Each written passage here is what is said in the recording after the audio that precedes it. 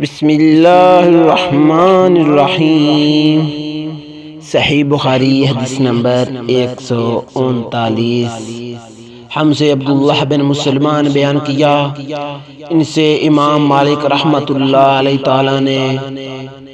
موسیٰ بن عقبہ کے واسطے سے بیان کیا،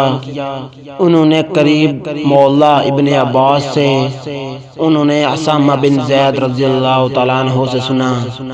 وہ کہتے تھے کہ رسول اللہ صلی اللہ علیہ وسلم میدان عرفات سے واپس ہوئے، جب گھاٹی میں پہنچے تو آپ صلی اللہ علیہ وسلم اتر گئے۔ آپ صلی اللہ علیہ وسلم نے پہلے پیشاب کیا، پھر وضو کیا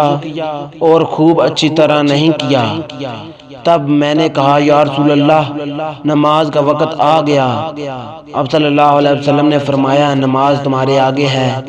یعنی مزدلفہ چل کر پڑھیں گے۔ جب مزدلفہ میں پہنچے تو آپ نے خوب اچھی طرح وضو کیا، پھر جماعت کھڑی کی گئی۔ آپ صلی اللہ علیہ وسلم نے مغرب کی نماز پڑھی، پھر ہر شخص نے اپنے اونٹ کو اپنی جگہ بٹھلایا، پھر عشاء کی جماعت کھڑی کی گئی اور آپ صلی اللہ علیہ وسلم نے نماز پڑھی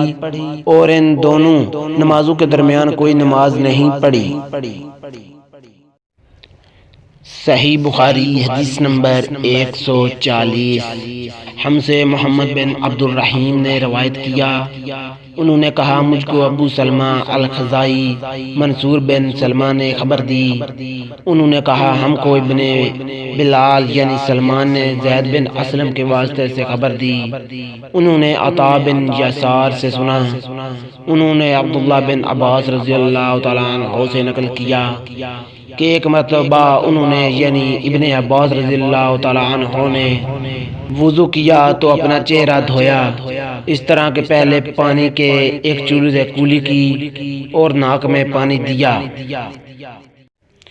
پھر پانی کا ایک اور چلو لیا، پھر اس کو اس طرح کیا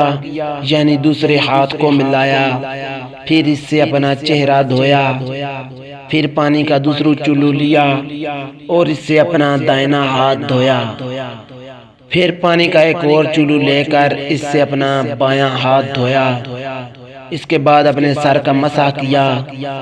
پھر پانی کا چلو لے کر دائیں پاؤں پر ڈالا اور اسے دھویا، پھر دوسرے چلو سے اپنا پاؤں دھویا یعنی بایاں پاؤں،